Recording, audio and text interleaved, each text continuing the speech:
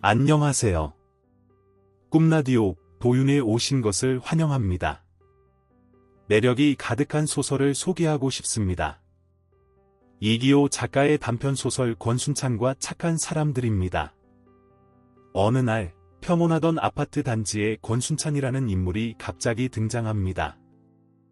그리고 그는 아파트 단지 입구에서 뭔가를 시작합니다. 그에게는 무슨 사연이 있길래 그런 행동을 하는 걸까요? 과연 주민들은 그를 어떻게 대할까요? 왜 이들은 그에게 호기심을 느끼며 접근하려 할까요? 파페르스와 함께 소설 읽기, 끝까지 함께 하시죠. 권순찬과 착한 사람들 이기호. 내가 그 이상한 남자를 처음 만난 건 지난해 여름이었습니다. 7월 초순 목요일. 자정, 마른 장마가 2주 넘게 계속되던 때였죠. 장맛비는 사라져 버리라. 그날 밤, 아파트 단지 정문 옆 작은 호프집에 앉아 혼잣말을 내뱉으며 머리카락을 쓸어 올리고 소주 탄 생맥주를 조금씩 마시고 있었습니다. 호프집 창밖에는 사우나 불빛 같은 가로등이 하나 서 있었고, 빈 공중전화 부스와 어둠 속의 도로 건너 야산이 보였습니다. 거리는 한산했고 호프집에는 40대 중반의 여주인과 나 딱 둘뿐이었습니다. 벽에 매달린 선풍기가 파닥거리며 내 쪽으로 고개를 돌릴 때마다 머리가 점점 더 숙여졌고 얼굴은 점점 붉어졌습니다. 그 무렵 나는 알 수 없는 무기력증에 빠져 1년 넘게 소설 한 편, 사 한 편도 쓰지 못하고 있었습니다. 그건 내겐 생소한 경험이었는데 이상하게도 화난 사람처럼 주먹을 움켜쥐곤 했습니다. 혼자 있을 때는 책상 모서리나 의자 손잡이를 주먹으로 내리치곤 했고, 그러다 보면 실제로 화가 났습니다. 내가 왜 화가 나는지도 알 수 없었고, 화가 난 것을 들키지 않으려 자주 숨을 길게 들이마시곤 했습니다. 그렇게 하루를 보내고 집으로 돌아오면 온몸이 뜨거워지고 팔꿈치와 종아리가 아팠습니다. 그 상태에서 뭔가 써보겠다고 한글 파일을 열면 커서가 화면 아래로 떨어지는 착시가 일어나곤 했습니다. 나는 관절이 꺾인 나무 인형처럼 의자에 널브러져 잠들곤 했습니다. 한 번은 화내는 것을 다른 사람에게 들킨 적이 있었습니다. 나는 8년째 주위시에 있는 한 대학교에서 교사로 일하고 있었습니다. 6년째 되는 해엔 동기 교수들과 함께 부교수로 승진을 했고, 학과 강의 말고도 학교 내의 여러 위원회와 TF팀, 교수협의회, 학생상담센터 운영위원 같은 일도 병행하고 있었다. 그건 내 또래 교수들이라면 대부분 비슷하게 맡고 있는 일들이라 큰 불만은 없었다. 내가 지금 뭘 하고 있는 거지 생각하면서도 엑셀 파일에 최근 3년간 도서 구입비 증감, 현황이나 전임 교원, 강의 담당 비율 같은 것을 표로 작성했다. 그렇게 한참 동안 엑셀의 숫자에 몰입하다 보면 내가 지금 뭘 하고 있는지 따위의 생각들은 잊을 수 있었다. 온전히 숫자에 집중할 수 있었다. 회의가 많다 보니 회식도 잦았는데 그날이 그랬다. 교육부에서 시행하는 어떤 사업의 신청서를 내기 위해 회의와 서류 검토가 방학 내내 이어지던 때였다. 도시락을 먹으며 밤 10시까지 회의를 마치고 나서려던 순간 교무부처장이 내 팔을 슬쩍 잡았다. 이 선생, 한잔 하고 가야지. 집에 가면 누가 있다고 나는 순순히 고개를 끄덕였다. 나 말고도 젊은 교수 2명이 더 교무부처장의 일행이 되었는데 학교 근처 꽃이어 묵집 앞에서 문제가 생겼다. 여기로 가자. 교무부처장이 내 오른팔을 슬쩍 잡아당기며 말했다. 그 순간 왜 그랬을까? 나는 그 자리에 우뚝 멈춰서서 교무부처장에게 잡힌 내 팔꿈치를 내려다보았다. 이렇게 잡아당기지 좀 마요. 내 목소리는 낮고 날카로웠다. 교무부처장과 다른 교수들이 어리둥절한 얼굴로 나를 바라보았다. 나는 멈추고 싶었지만 그게 잘 되지 않았다. 이렇게 사람 좀 잡아당기지 말라고요. 말로 하면 되지, 왜 이렇게 잡아당겨? 나는 교무부처장의 팔을 뿌리치고 성큼성큼 도로에 정차해 있던 택시를 잡아탔다. 택시 루미러를 통해 굳어있는 교무부처장과 다른 교수들의 모습이 보였지만 나는 택시를 멈추지 않았다. 주먹을 쥔 채 택시 시트를 반복적으로 툭툭 내리쳤을 뿐이다. 그리고 집으로 돌아와 또다시 관절이 꺾인 인형처럼 의자에 앉아 있던 나는 교무부처장에게 미안하다고, 몸이 좋지 않아 신경이 예민해진 것 같다고 죄송하다는 문자를 보냈다. 교무부처장은 바로 답장을 보냈다. 이 선생님 글 쓰는 사람이라는 걸 잠시 잊었네요. 난 이해합니다. 그럴 수도 있죠. 신경 쓰지 마세요. 주시에서 내가 사는 곳은 학교에서 차로 20분 정도 떨어진 지은 지 25년이 넘은 국도변 아파트였다. 큰 방과 작은 방, 거실이 없는 13평형 복도식 아파트로 전 세대가 동일하게 지어졌다. 시는 경계 지역에 위치하고 버스는 1시간에 한 대씩만 다니며 변변한 교육시설이나 상업시설이 없어 아파트 시세는 다른 곳에 비해 상당히 저렴했다. 전체 150세대 중 30세대 이상이 비어 있다는 이야기도 들었다. 실제로 아파트 정문 옆 단층짜리 작은 상가를 제외하고는 주변에 다른 건물이 없었다. 작은 상가 건너편은 야산이었고 야산을 지나면 비닐하우스 단지와 공장 단지가 있었다. 아파트에 사는 사람들 중 노인수가 압도적으로 많았고 주차장에는 낡은 트럭이나 택시, 오토바이 등이 주로 세워져 있었다. 나는 그 아파트에 혼자 살았다. 아내와 아이들은 서울에 살았다. 처음 주위시에 내려왔을 때부터 그렇게 살았으니 어느새 8년이 흘렀다. 3주에 한 번꼴로 서울에 올라가 아내와 아이들을 만나고 프랜차이즈 뷔페나 음식점, 대게 전문점에서 외식을 했다. 그러다가 다시 일요일 오후에 아내가 준비해준 반찬이나 속옷, 비타민 등을 챙겨 주위시에 낡고 가난한 아파트로 돌아오는 생활이었다. 알 수 없는 무력증에 빠진 이후에도 나는 이 생활을 거르지 않았다. 주위시에서 서울로 가는 고속버스 안에서는 가족에게 화를 내지 말자고 혼잣말을 했고 다시 주위시로 돌아오는 고속버스 안에서는 가족을 향해 속으로 화를 냈다. 주먹으로 버스 좌석 손잡이를 툭툭 내리치며 화를 냈다. 나는 왜 자꾸 애꿎은 사람들에게 화를 내는가? 왜 자꾸 애꿎은 사람들에게 화를 내려 하는가? 주위시의 작은 아파트 책상 앞에 앉아 자주 그런 생각을 했다. 그러다가 아파트 정문 옆 작은 상가에 있는 호프집으로 나가 술을 마시는 날들이 늘어갔다.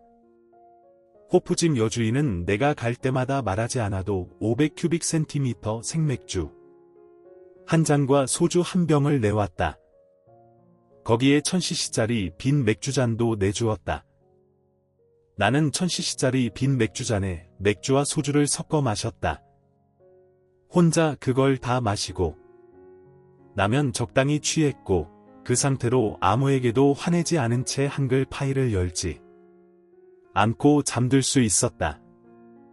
그렇게 그 이상한 남자를 만난 것도 바로 그런 날 중 하나였다. 몸을 조금 비틀거리며 화장실을 다녀오니 호프집 창가 앞 테이블에 못 보던 남자 한 명이 앉아 있었다. 8년째 살고 있는 덕분인지 나는 아파트의 거의 모든 주민을 알고 있었다. 이름이나 직업까지는 모르더라도 얼굴은 눈에 익었다.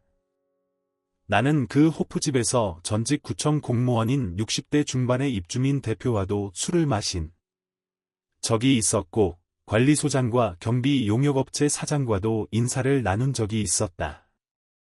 호프집 오른편에 참 좋은 마트 사장과는 비치 파라솔 아래에서 담배를 나눠 피운 적이 있었고 딸기 비닐하우스에서 일하는 402호 남자와는 호프집 왼편의 란 헤어센서에서 함께 머리를 자른 적이 있었다. 그들은 모두 나에게 친절했고 무리한 부탁을 하지 않았으며 나를 교수님이라고 불러주었다. 그래서 그 남자가 아파트 입주민이 아니라는 것은 확실했다. 나는 자리에 앉으며 호프집 여주인에게 입모양으로 누구냐고 물었지만 그녀는 어깨를 살짝 으쓱할 뿐이었다. 나는 다시 맥주잔을 들고 남자의 뒷모습과 창가에 비친 그의 얼굴을 훔쳐보았다. 파마를 한 것인지 원래 곱슬머리인지 알 수 없는 부스스한 머리칼, 툭 튀어나온 광대뼈, 그리고 계절에 맞지 않는 검은색 양복. 머리가 유난히 커 보였지만 자세히 보니 어깨가 지나치게 좁고 굽어 있었다. 호프집 조명 때문인지 술기운 때문인지 나에게 등을 보이며 조용히 생맥주를 마시는 남자는 흐릿해 보였다. 이런 표현을 쓰기 뭐하지만 그 남자를 보면 내 머릿속에 떠오르는 이미지는 먼지 뭉치였다. 오랫동안 청소하지 않아 방구석에 머리카락과 함께 둥글게 뭉쳐있는 먼지, 실이라도 뽑아낼 것 같은 먼지. 그게 좀 이상했다. 왜 사람이 사람으로 보이지 않고 유리창에 덧댄 패널처럼 힘없이 흩날리는 눈송이처럼 보일까? 저 남자의 무엇이 그런 이미지를 떠올리게 만드는 것일까? 어젯밤 호프집에서 만난 그 남자임이 분명했다. 흐트러진 머리칼과 검은 양복까지 그대로였다. 남자는 사람들을 향해 대자보를 들지도 않았고 아파트를 쳐다보지도 않은 채 고개를 숙이고 앉아 있었다.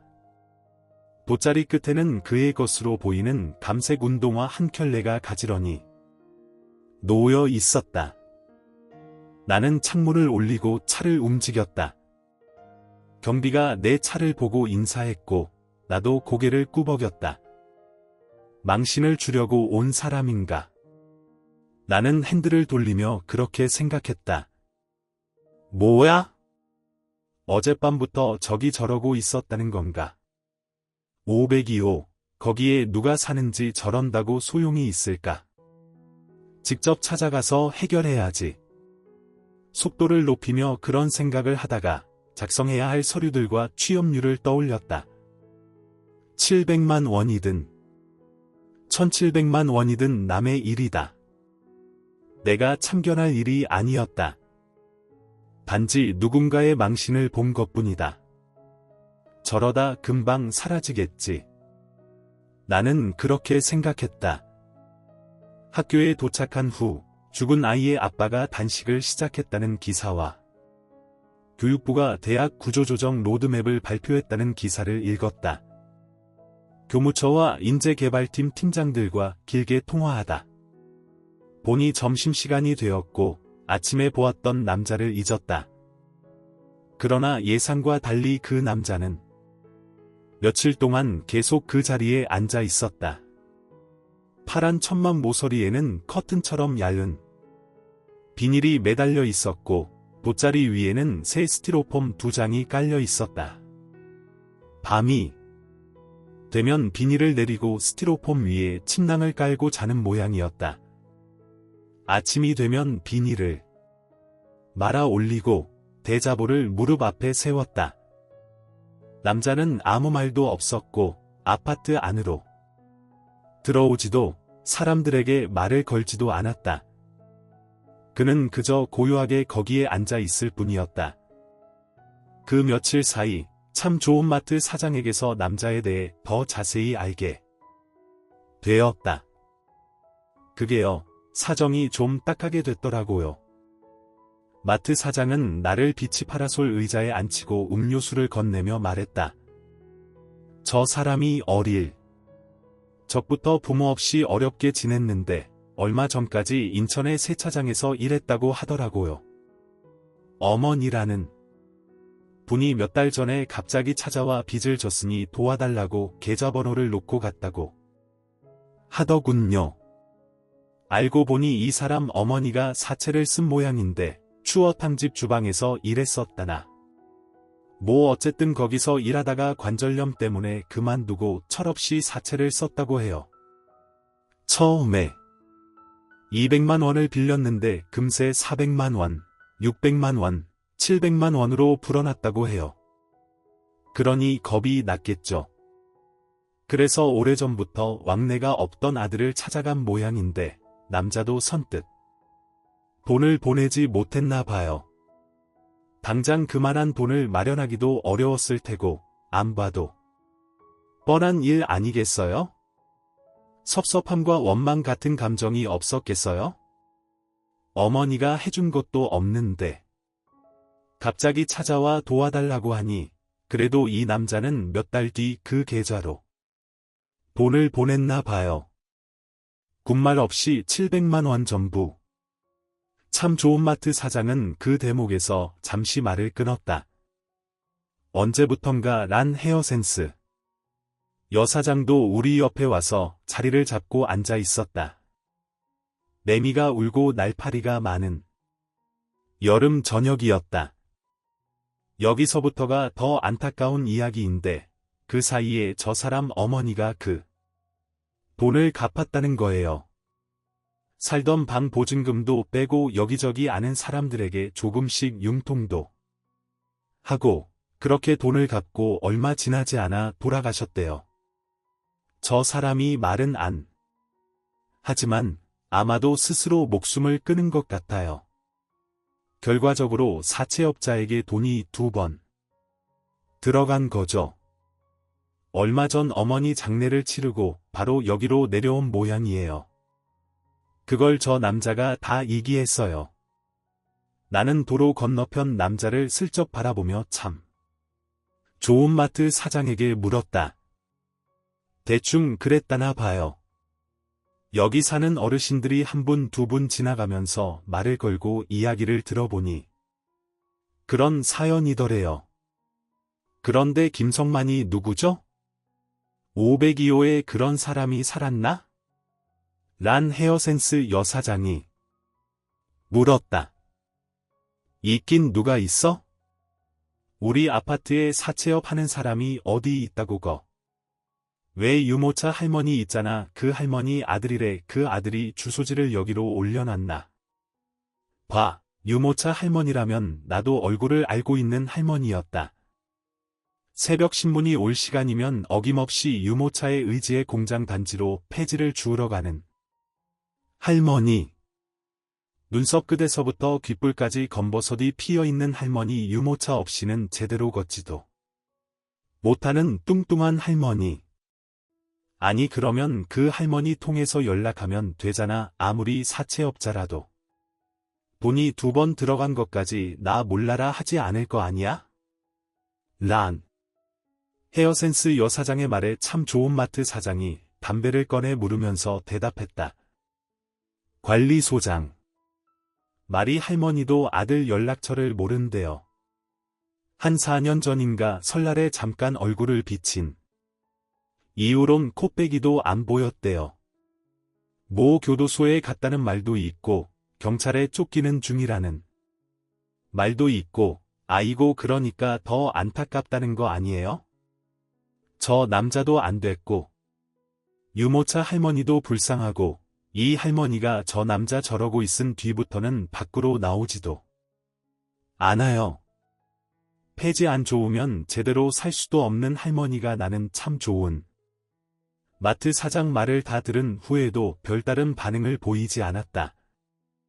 담배 필터를 몇 번 툭툭 비치 파라솔 탁자 위에 두들기다가 슬그머니 비닐봉지에 담긴 생수와 치약을 들고 집으로 돌아왔다.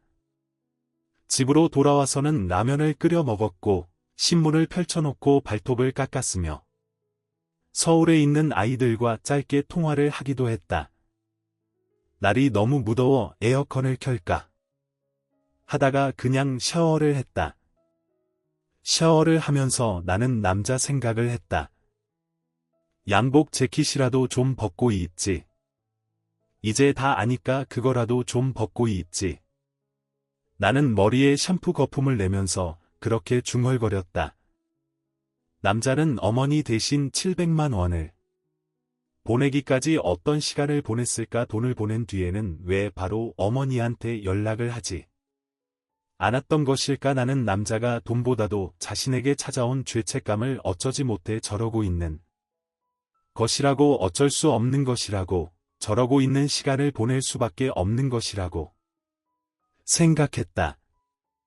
샤워를 마친 후 나는 다시 한글 파일을 열어놓고 컴퓨터 책상 앞에 앉아 있다가 채 30분도 지나지 않아 슬리퍼를 끌고 는적는적 호프집으로 걸어 나갔다. 남자는 계속 거기에 앉아 있었지만 나는 가급적 그쪽을 바라보지 않으려고 노력했다. 타닥타닥. 참 좋은 마트 차량 아래 설치해 놓은 형광색 해충 퇴치기에서 요란한 소리가 들려왔다. 장마 없는 여름밤은 무덥기만 했다. 7월이 다 가고 8월 중순에 이를 때까지도 남자는 계속 그 자리를 지키고 앉아 있었다. 그 사이 양복을 벗고 흰 면티와 베이지색 칠부 바지로 갈아입었다는 것이 그나마 남자의 달라진 점이라면 달라진 점이었다. 남자는 중간중간 딸기 비닐하우스 단지 근처에 있는 약수터까지 물을 기르러 가기도 했으며 때가 되면 아파트 단지를 등지고 앉아 휴대용 가스버너로 밥이나 라면을 끓여 먹기도 했다. 그러고 나선 다시 아파트 단지를 향해 대자보판을 들고 앉아 있었다. 남자의 얼굴은 조금 까무잡잡하게 변했고 그래서 그런지 광 대표는 더 도드라져 보였다. 광복절 다음 날이던가 아침에 나가보니 남자도 천막도 사라지고 없었다. 그래서 나는 이제 다 끝났구나. 남자도 지쳤구나 생각했다. 하지만 오후에 담배를 사러 나가다 보니 다시 천막이 쳐져 있고 남자가 앉아 있는 것이 눈에 들어왔다. 저 양반 취직도 했대요. 참 좋은 마트 사장이 턱으로 남자를 가리키며 말했다. 우리 단지에 사는 경비 용역업체 사장이 저쪽 봉선동 아파트 지하 주차장 청소 일을 소개시켜 주었나 봐요. 월수금 오전에만 일하고 한 달에 50만 원씩 받는 조건으로. 나는 그래요, 잘 됐네요라고 짧게 대답했다. 한데 저 양반 웃긴 게 출근할 때마다 저 천막 다 걷고 나갔다가 돌아와서 다시 치고 그러는 거 있죠? 이사 갔다가 들어오고 다시 이사 갔다가 들어오는 사람처럼. 나는 말없이 고개를 끄덕거려 주었다. 스티로폼은요? 그건 갖고 나가기가 힘들 텐데 그건 저기 경비 아저씨한테 맡기는 모양이에요. 저 아저씨가 김치도 몇 번 갖다 주더라고요. 한 번은 호프집에 나갔다가 아파트 입주민 대표와 경비 용역업체 사장, 관리소장과 함께 앉아있는 그를 보기도 했다. 사람들은 내가 호프집에 들어서는 것을 보자 인사를 건넸고 교수님도 이쪽에 같이 앉으시죠라고 권하기도 했다. 나는 그들에게 꾸벅 고개를 숙이고 그냥 그들 뒤 테이블에 앉았다. 호프집 여주인은 바로 생맥주와 소주를 내왔다. 권순찬 씨, 우리가 다른 뜻 때문에 그러는 건 절대 아니에요. 그러니까 오해하지 말아주었으면 좋겠어요. 여기 있는 사람들 다 같은 마음입니다. 입주민 대표의 굵고 낮은 목소리는 얇은 나무판으로 만든 테이블 칸막이 너머로 선명하게 들려왔다. 그래서 나는 남자의 이름이 권순찬이라는 것을 비로소 알게 되었다. 권순찬 씨 사장 딱한 것도 잘 알고요. 뜻도 잘 알겠어요. 헌데 여기서 이런다고 해결되는 건 없잖아요. 이미 알고 있겠지만 502호엔 그 사람이 안 살아요. 불쌍한 할머니 한 분만 사시지. 입주민 대표와 경비 용역업체 사장, 관리소장이 돌아가면서 말을 했지만 남자는 묵묵부답이었다. 호프집 여주인이 무언극 배우처럼 남자 쪽을 가리키며 가슴을 팡팡 치는 신용을 해서 나는 씨 한번 웃어주었다. 그쪽 관리소장이 권순찬 씨 칭찬을 많이 하더라고요. 성실하고 청소도 아주 잘한다고. 권순찬 씨 때문에 우리가 불편한 건 전혀 없어요. 권순찬 씨가 우리에게 피해를 입히는 건 아무것도 없으니까요. 이건 진짜 순수하게 권순찬 씨 개인을 위해서 드리는 말이에요. 입주민 대표는 그러면서 남자에게 자신이 책임지고 김성만이라는 사람이 나타나면 꼭 연락을 주겠다고, 그것도 안심이 안 되면 자신의 연락처를 적어가도 좋다고. 그러니 거기에서 그러지 말고 거처를 구하거나 인천으로 돌아가는 게 어떻겠냐고 말했다. 여기 사는 사람들이 다 형편이 뻔하고 어려운데 그래도 다 착한 사람들이에요. 저쪽 백이동 203호에 혼자 사는 할아버지가 한 분 계신데 정 그러면 당분간 당신 작은 방을 내줄 테니 거기에서 지내도 좋다고. 젊은 사람이라도 한 대에서 자면 큰일 난다고 꼭 전해달래요. 여기 사는 사람들 다 같은 마음이라니깐요. 나는 더 이상 술을 마시면서 그 자리에 앉아 있으면 안 될 것 같은 기분이 들었다. 그 남자 때문이 아니고 입주민 대표나 관리소장, 경비 용역업체 사정 때문에 그랬다. 지갑을 챙겨 일어서는데 관리소장이 나를 보고 말을 걸었다. 교수님도 한 말씀 해주시죠. 나는 어정쩡하게 테이블 앞에 선 채 제가 무슨 하면서 괜스레 뒤통수를 극적거렸다. 그 순간 짧게 그 남자 권순찬이라는 사람과 눈이 마주쳤다. 그는 마치 죄를 지은 사람처럼, 그러나 자신이 지은 죄가 무엇인지 모르는 사람처럼 두 눈을 끔뻑거리면서 관리소장 옆에 앉아 있었다. 나는 정말 할 말이 없었다. 내 말보다 입주민 대표나 관리소장, 경비 용역업체 사장의 말이 그에게 더 도움이 될 것 같았다. 나 또한 그를 안타깝게 생각하긴 했지만 그렇다고 아파트의 작은 방을 내주거나 일자리를 알아봐 줄 만큼 성의를 갖고 있지는 않았다. 안타깝지만 성가신 그것이 그때 내 솔직한 마음이었다. 나는 그들에게 다시 한번 고개를 숙이곤 호프집을 빠져나왔다. 안 써도 좋고 써도 그만인 그와의 일화 하나를 여기에 적어놓자면 이 학기가 시작되고 얼마 지나지 않아서인가 권순찬 씨와 나 단둘이서 호프집에 앉아 술을 마신 적이 딱 한 번 있었다. 학생들과 술을 마신 후 택시를 타고 집으로 돌아왔는데 아파트 단지 정문을 막 들어서려던 나를 그가 불러세웠다. 저기 교수님이시죠? 그는 맨발에 운동화를 신은 채 도로를 뛰어 건너왔다.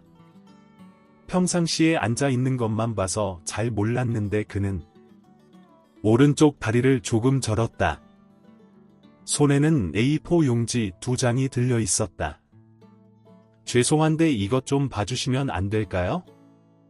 남자는 내게 종이를 내밀면서 말했다. 남자의 목소리는 얇은 철사줄이 울리는 것처럼 열렸고 몸에서 쉰내가 났다.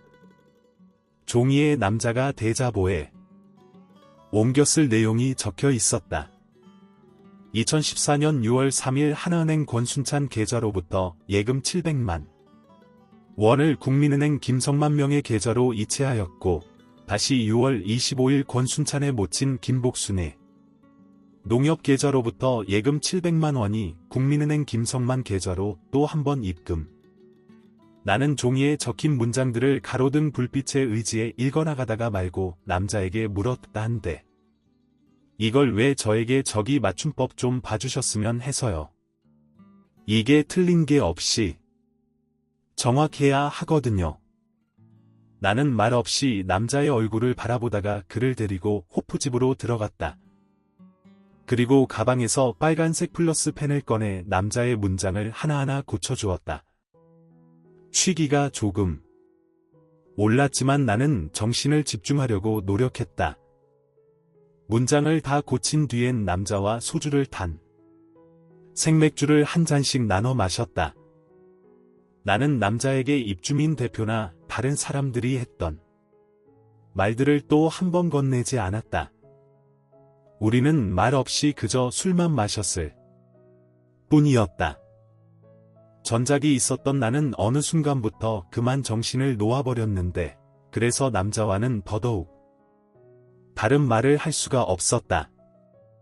다만 남자와 함께 호프집을 나선 후 아파트 단지 정문 입구에 서서 이런 말을 나누었던 기억만은 어렴풋이 남았다. 저려요.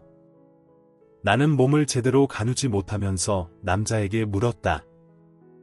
내 그 다리 계속 앉아 있어서 저리냐고요 이거요? 아니에요. 원래부터 좀 저렀어요. 어렸을 때 다쳐서 어쩌다가 그랬는데요. 그냥 어릴 때 뒷산에서 놀다가 떨어지는 바람에 그때 뼈에 이상이 생겼는데 아버지가 믿어주질 않더라고요. 아무리 아프다고 해도 그렇게 2달 정도 지났더니 이렇게 되더라고요. 어머니는요?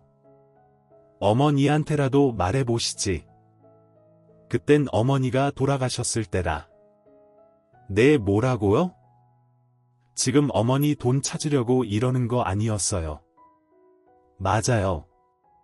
새 어머니 추석 연휴가 지나고 10월에 접어들 때까지도 남자는 계속 그 자리를 지키고 앉아 있었다.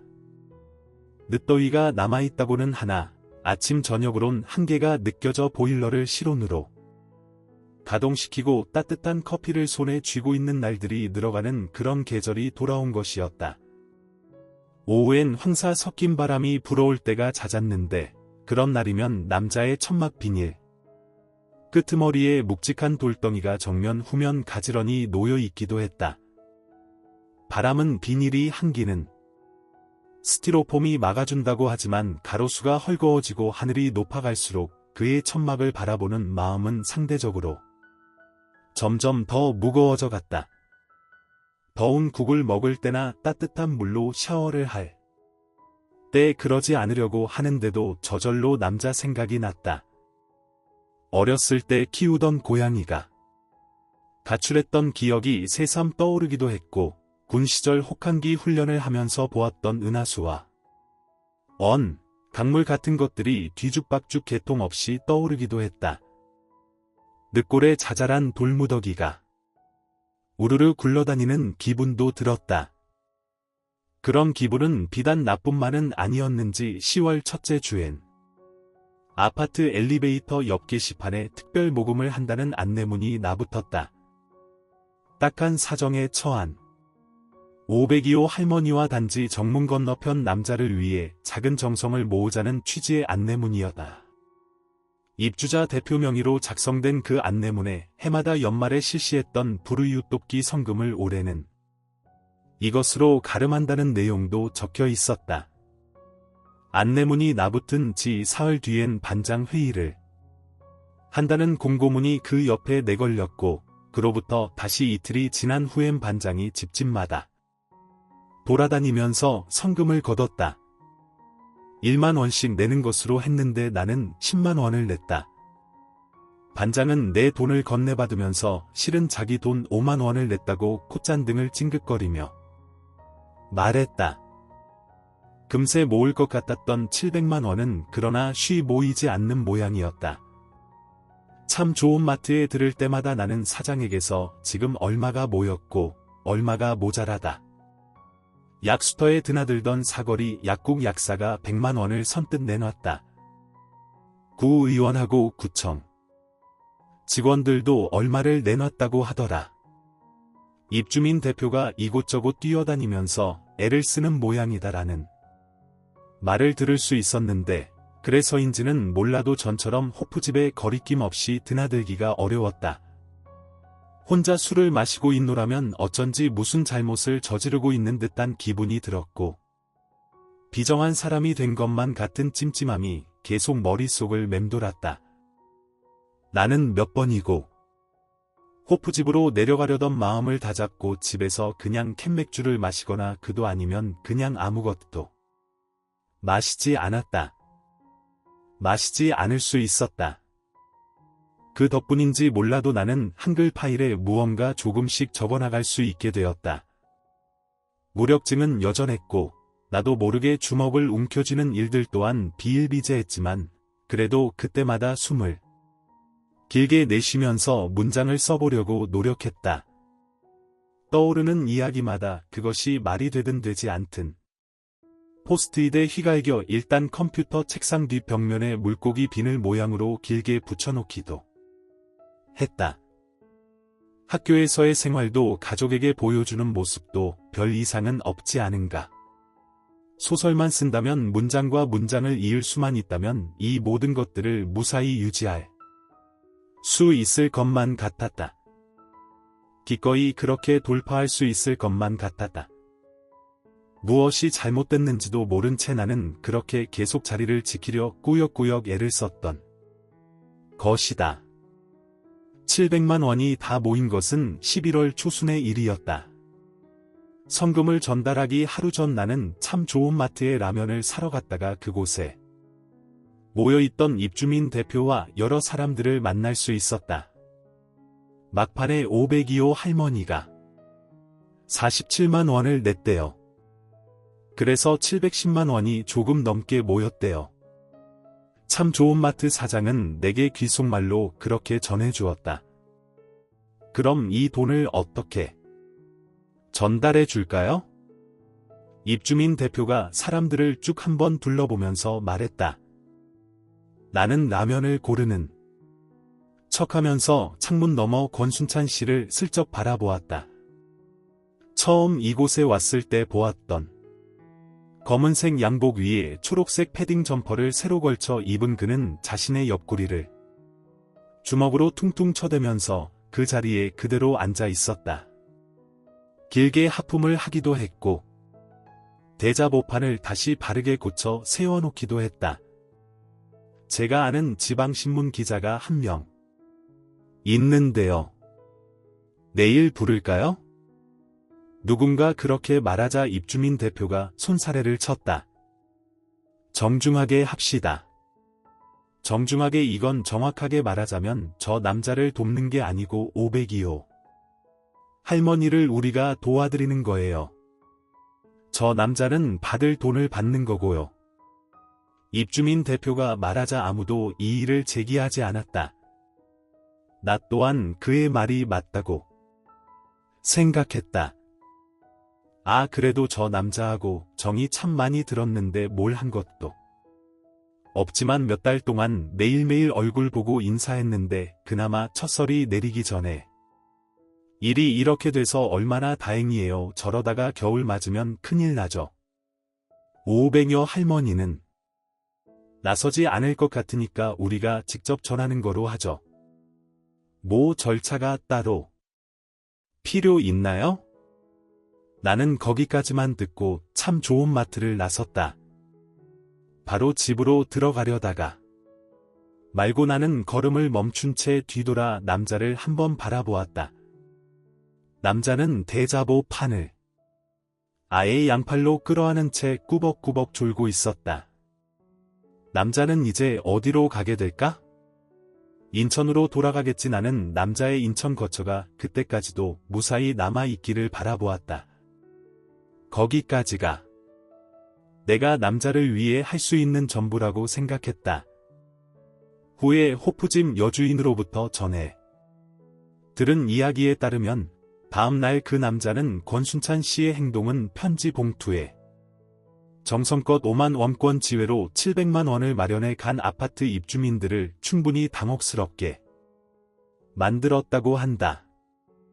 입주민 대표는 여비조로 따로 20만 원이 든 편지 봉투도 들고 갔고 신문 기자를 부르지는 않았지만 참 좋은 마트 사장이 스마트폰으로 그 모든 과정을 동영상으로 남기기로 했고 사람들은 남자와 일일이 악수를 하며 박수를 칠 생각이었으며 기꺼이 남자의 천막 철거를 도울 작정이었지만 하지만 남자는 사람들의 그 모든 선의를 거부했다. 저는 이 돈을 받을 수가 없습니다. 남자는 그렇게 말하고 다시 대자보 판을 잡고 제자리에 앉았다. 아니 권순찬 씨. 이게 우리가 다른 뜻이 있는 게 아니고요. 502호 할머니 대신해서 전해드리는 겁니다. 여기 502호 할머니 돈도 포함되어 있어요. 입주민 대표가 그렇게 말했지만 남자는 요지부동이었다. 저는 원래 그 할머니한테 돈을 받을 생각이 없었습니다. 저는 김성만 씨를 만나러 온 거예요. 그 사람을 직접 만나서 일을 해결하려고요. 모여있던 사람들의 탄식이 흐르고 몇 번의 실랑이가 더 오갔지만 남자는 뜻을 굽히지 않았다. 그는 아무 일 아니라는 듯 천연스럽게 스티로폼 위로 올라온 모래를 손바닥으로 쓸어내리기도 했다. 그만 갑시다. 사람들의 성의를 보고 저렇게 무시해서야 누군가 그렇게 외쳤고 사람들은 하나둘 다시 단지 정문 쪽으로 되돌아왔다. 그것이 내가 전에 들은 그날 일의 전부였다. 아파트엔 그가 700만 원에 대한 이자를 받으려 한다는 소문이 돌기 시작했다. 그날 이후 입주민 대표는 나를 따로 2번 찾아왔다. 구청 계장으로 정년퇴직한 사내는 재작년 암으로 아내를 잃은 사람이었다. 아들이 2명 있는데 지금은 모두 서울에서 직장 생활을 하고 있다고 들었다.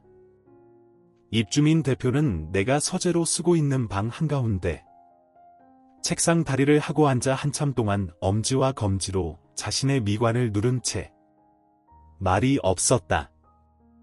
나는 그가 입을 열 때까지 아무 말 없이 기다려 주었다.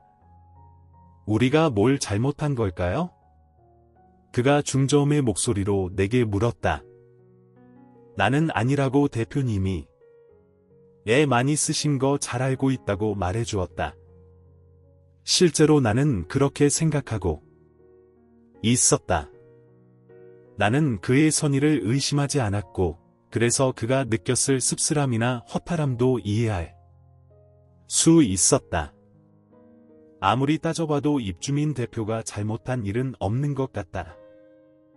그게 맞았다. 사람들 인식이 점점 안 좋아지고 있어요. 원래 안 그러던 사람들인데 나는 입주민 대표의 말에 가만히 고개만 끄덕거려 주었다. 이 교수님은 혹시 다른 생각이 있으신지 입주민 대표는 나에게 그렇게 물었다. 제가 무슨 저도 똑같죠. 모날도 더 추워지는데 저러다가 사고나 나지 않을까 걱정입니다. 네, 그러게요. 입주민 대표는 잠시 뜸을 들였다. 나는 그 대목에서 그가 나를 찾아온 진짜 이유를 짐작할 수 있었다. 입주민 대표는 그 짐작 그대로 내게 말을 꺼냈다. 저기 이 교수님이 권순찬 씨를 한번 만나보시는 게 어떨까요? 아직 돈도 저한테 있는데 제가 만난다고 뭐. 딱히 그래도 해볼 때까지는 해봐야죠. 이 교수님도 설득하고 저를 설득하고 관리소장님도 찾아가 보고 뭐 그러는 수밖에 없지 않겠어요? 나는 잠깐 말 없이 손가락으로 방바닥에 의미 없는 그림을 그렸다. 나는 입주민 대표도 종류는 다르지만 나와 같은 무력증을 겪고 있는 게 아닐까 잠시 그런 생각을 하기도 했다. 나는 그에게 노력해 보겠다고 말하고 대화를 끝냈다. 입주민 대표의 말 때문인지 몰라도 나는 퇴근을 할 때마다 그를 만나러 가야 한다는 부담감에 시달렸다.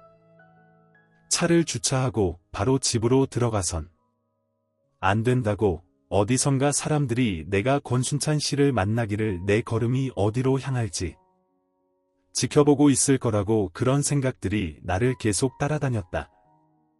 실제로 나는 차를 주차하고 곧장 집으로 들어가지 않고 몇 번 다시 아파트 정문 앞까지 걸어 나오기도 했다.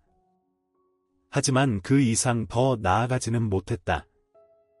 그를 설득할 자신도 없었지만 왜 내가 그를 설득하려고 노력해야 하는지 그 이유를 알 수가 없었다.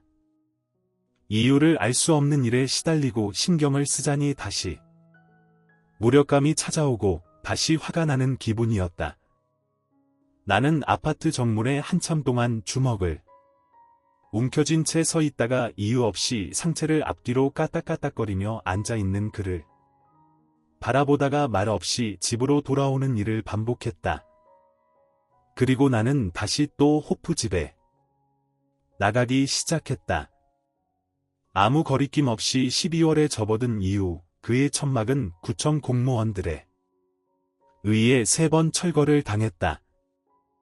누군가 신고를 한 모양이라고 참 좋은 마트 사장이 말해주었다. 그냥 가만히 보고만 있던데요. 구청 공무원들이 가위로 소나무에 연결된 끈을 자르고 바닥에 깔려있던 스티로폼을 반으로 꺾어 트럭에 실을 때도 그는 얌전히 한쪽에 서 있기만 했다고 한다. 구청 공무원들이 떠난 후에도 한동안 대자보판을 들고 가만히 인도 턱에 앉아있던 그는 이틀씩, 사흘씩 자리를 뜨기도 했다. 그러곤 다시 나타나 천막을 치고 스티로폼을 깔고 대자보판을 들고 앉았다. 참 좋은 마트 사장 말에 따르면 월수금 오전에만 나가던 지하 주차장 청소 일도 이미 보름 전에 그만둔 모양이라고 했다. 3번째 철거를 당한 이후 그는 다시 천막을 치지 않았다. 대신 어디선가 휴대용 낚시 의자를 구해와 조용히 그곳에 앉아 있기만 했다. 대자보판은 언제나처럼 그의 무릎 앞에 세워져 있었다. 그리고 밤에는 박스를 얼기설기 연결해 직사각형으로 만든 후 그곳에 들어가 잠을 잤다. 바닥에 무엇을 깔았는지 알 수 없었지만 분명 그는 그 안에 들어가 잠을 잤다. 관처럼 생긴 박스 안에서 바닥엔 마찬가지로 박스가 깔려 있었겠지. 그 위에 침낭을 깔고 잠을 잤겠지. 아파트 주민 모두가 숨죽인 채 그의 행동을 하나하나 훔쳐보고 있는 눈치였지만 다들 서로 그런 말은 하지 않았다. 그런 내색도 비치지 않았다. 쥐씨의 첫눈이 내리던 날, 나는 호프집에서 술을 마시다가 충동적으로 문을 열고 나가 도로를 건넜다. 눈 때문이었는지 주위는 환했고 가로등 불빛은 더 흐려 보였다. 눈 쌓인 야산의 경기는 선명했고 야산 너머 멀리 공장 단지의 굴뚝에서 하얀 연기가 피어오르는 것이 눈에 들어왔다.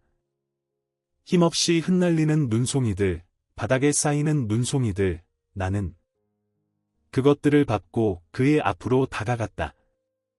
초록색 패딩 점퍼에 달린 모자를 눌러쓰고 면장갑 낀 두 손으로 대자보 판을 들고 있는 남자 휴대용 낚시 의자에 앉아 있는 그의 뒤편에는 크기가 서로 다른 박스들이 차곡차곡 개켜져 있었다. 그리고 바로 그 옆에는 속이 빈 커다란 업소용 식용유 깡통이 놓여 있었는데 무언가를 태운 듯 잔뜩 그을려 있었다. 남자는 어깨를 잔뜩 옹송거리고 있다가 힐끔 나를 쳐다보았다. 어머니 때문에 그래요. 나는 점퍼 주머니에 손을 넣은 채 말했다.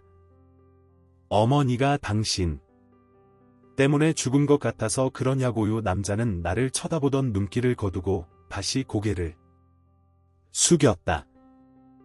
아닌데요. 어머니가 왜 나 때문에 죽어? 남자가 거기까지 말했을 때 나는 점퍼 주머니에서 손을 빼 그의 멱살을 잡았다. 아니긴 뭐가 아니야. 그런 거잖아. 당신이 늦어서 어머니가 그렇게 됐다고 생각하는 거잖아. 멱살을 잡힌 남자는 엉거주춤 자리에서 일어났고 그 바람에 휴대용 낚시 의자는 뒤로 나뒹굴었다. 아닌데요. 돈이 600만 원밖에 없어서 2달을 더 일해야 돼서 그렇게 된 건데요.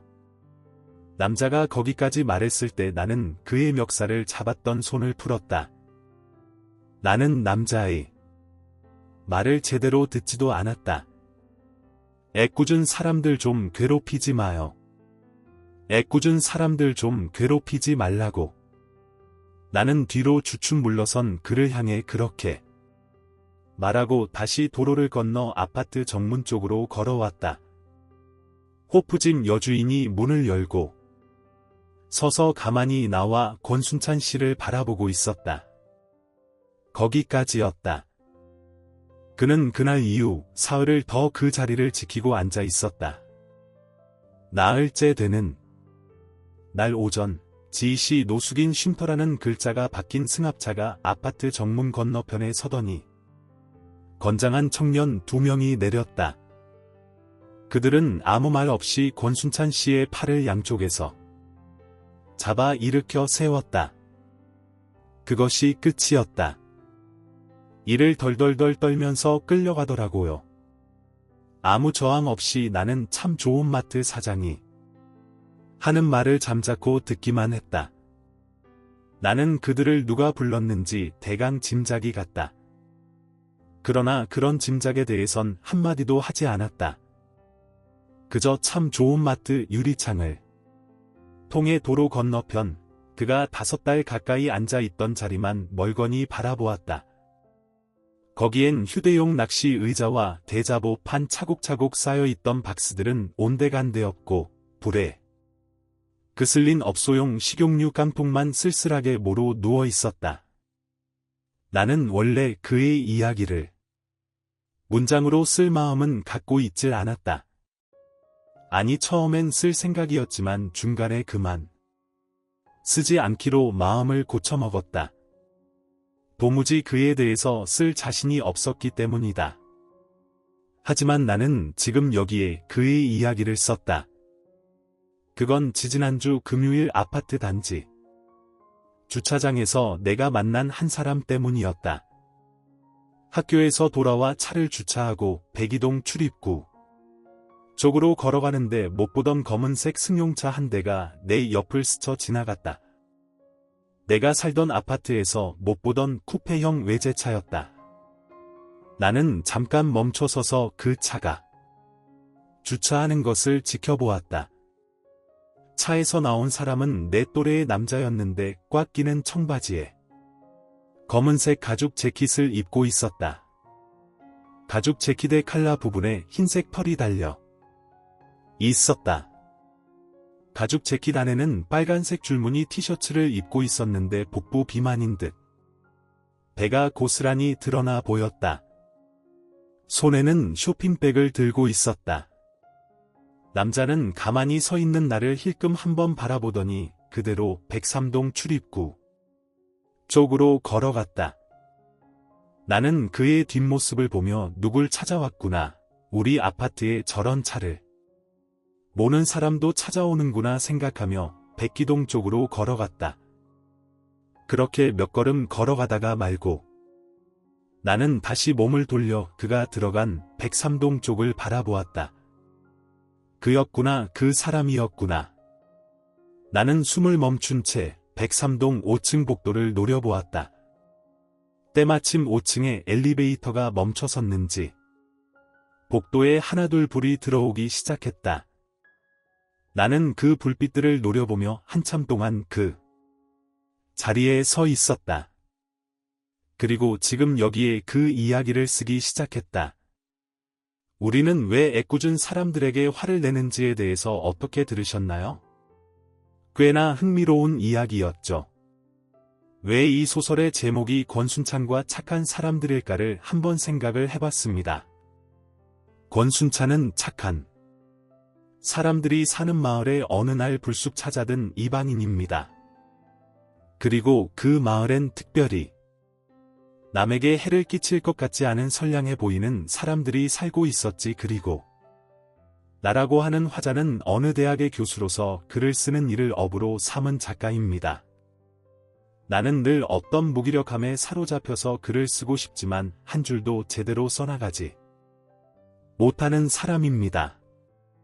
그렇게 무기력하고 별 볼 일 없는 일상을 보내던 어느 날, 어떤 남자가 그 아파트 단지 입구 쪽에 자리를 잡고 시위를 시작하지 하지만 시위는 북을 치지도 확성기를 켜고 소리를 지르지도 머리에 띠를 두르지도 않는 아주 조용한 피켓 시위였습니다. 여러분들께 한번 여쭤볼게요. 만약에 여러분들이 살고 계시는 동네에 어느 날 갑자기 어떤 사람이 저렇게 자리를 잡고서는 간이 천막을 치고 거의 노숙을 하다시피 한다면 어떨 것 같으세요? 소설에서 주인공은 그 사람을 안타깝지만 거추장스러운 존재로 표현을 했는데요. 아마 처음엔 호기심 때문에 누구지 무슨 사연이 있나 등등 그 사람에 대한 궁금증으로 관찰만 할 거예요. 그러다 그의 사연이 알려지게 되고 가능하다면 착한 사람들은 그의 문제를 함께 해결해 주고 싶어서 머리를 맞대기도 할 겁니다. 소설 속의 착한 사람들처럼 그에게 돈이 필요한 일이라면 십시일반 돈을 모은다거나 아니면 일자리를 제공해서 해결될 문제라면 지인들을 통해서 일자리를 구해보기도 할 거고요.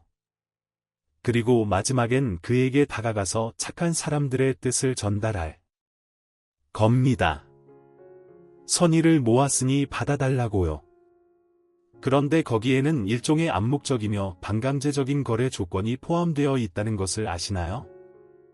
우리가 이렇게 하면 당신은 저렇게 해줘라 뭐 이런 식인데요. 그래서 그가 그 제안을 받고 떠나주면 그나마 해피한 결말이 될 텐데 말입니다. 하지만 반대로 내 문제는 그게 아니다.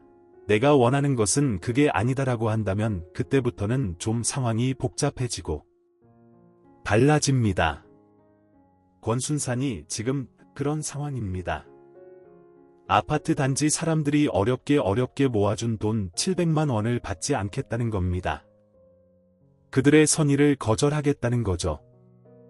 자기 돈이 문제가 아니라 그 김성만이란 사람을 만나서 꼭 해결할 일이 있다고 말하죠. 그때부터 착한 사람들도 변하기 시작하는데요. 자신들의 선의를 물리친 그는 이제 더 이상 불쌍하고 도움을 받아야 할 그런 남자가 아니라 마을 사람들의 터전에 불쑥 끼어든 참으로 거추장스러운 이방인에 불과합니다.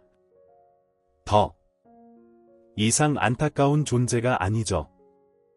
그렇게 누군가의 신고에 의해 이방인은 축출당하게 되는데요. 이는 우리가 자기 영역에 침범한 낯선 존재를 대하는 방식인 ABC를 보여줬다고 생각합니다. 평화롭고 고요한 영역에 들어선 낯선 존재는 타협하지 못하면 그렇게 사람들에 의해 조용하게 제거될 수 있다는 일종의 집단적인 방어 시스템이라고 할까요? 저는 뭐 어려운 이야기 다 빼고 말이죠. 착한 사람들이 건네주는 선의를 권순찬이 받아들였다면 거기서 끝이 났다면 참 아름다운 동화 같은 이야기가 되었을 거라는 생각을 해봤습니다. 그런데 참 아쉽죠. 세상은 늘 동화 같은 마무리를 만들어주질 않네요. 재밌게 들으셨나요? 이상으로 파피루스의 아주 주관적인 감상평을 마치겠습니다. 그리고 이기호 작가의 단편소설 권순찬과 착한 사람들을 읽어드렸습니다. 끝까지 함께해 주셔서 감사합니다. 오늘 당신의 노고에 감사드립니다. 그리고 다음에 만날 때까지 건강하고 행복하게 지내세요. 안녕히 가세요.